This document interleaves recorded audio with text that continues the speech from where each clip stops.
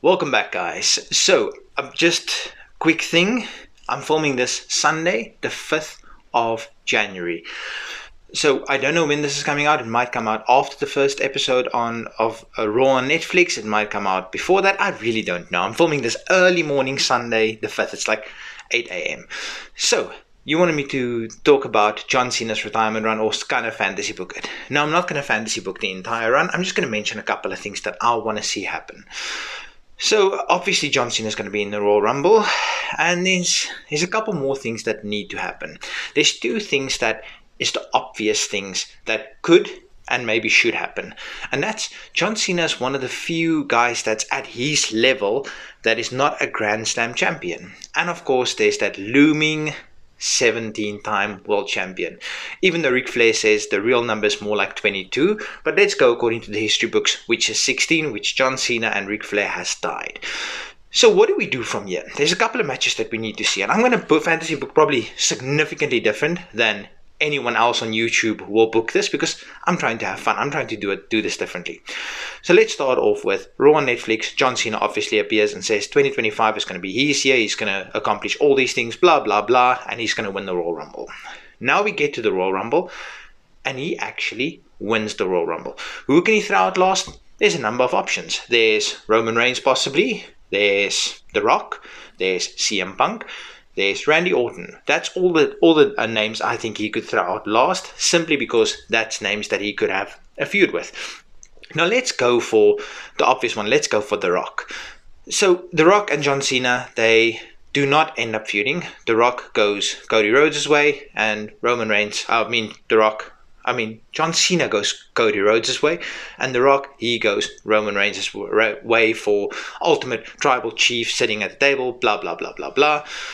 And yes, so what happens now? John Cena leads up to WrestleMania by revisiting his past and visiting some names of the current day. I want him to have matches with CM Punk again, Kevin Owens definitely again, and then maybe guys like Dominic Mysterio, maybe guys like Joe Henry. There's a couple of younger guys that I want to see him put over. Not necessarily, they don't necessarily need to beat him, but put over as in make them look good. Now we get to WrestleMania. Cody Rhodes versus John Cena, the former face of the company versus the current face of the company. No one needs to work heel. This can be a face versus face. Or Cody can kind of sort of start turning, because there is a world where we can eventually see Cody Rhodes versus Roman Reigns, but the roles are reversed. Roman Reigns is the face, Cody is the heel. But for now, the heel-face dynamic in this match really doesn't matter. Obviously, John Cena is going to work face. That just goes without saying. He's John Cena. John Cena wins. Next night on Raw, and this is wild, because now he's got 17. Next night on Raw, he simply comes out, says, I've accomplished it. I've done what I set out to do. So I'm going to place this belt in the middle of this ring that treated me so well, blah, blah, blah, blah, blah. And he's going to relinquish the championship. Why? Because you know his run is going to be maximum of 6 months. So why keep him champion? Why not move on to other things?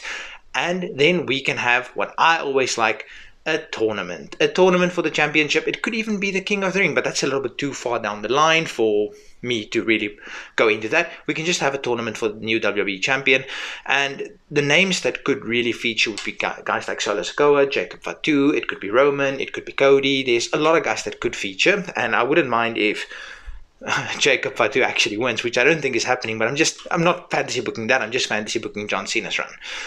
After he places the belt down in the ring, he walks out.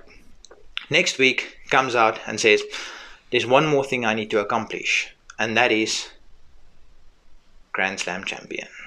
And we hear the music of whoever is champion at that time. At the time of present recording, it's Braun Breaker. He could still be champion at that time. And that person, whoever it is, it will be an honor to lose or win against you. And they set the match for, let's make it SummerSlam, and then John Cena becomes Grand Slam champion. Now this is his last little piece booking towards the end of the year. He goes out Monday night on Raw, and out comes the Wyatt Six. And the Wyatt Six says, you're going to have a trial.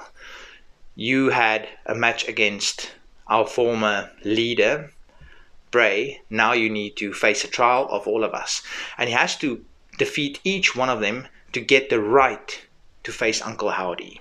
And then eventually when he gets the right to face Uncle Howdy beats him, becomes IC champion. Why not put that feather in his cap? And then John Cena can ride off into the sunset, Grand Slam champion and world champion. And he put over a couple of younger guys, and he made a pretty good storyline. That's at least what I think. What do you guys think of this fantasy booking? I hope you guys enjoyed it. Peace.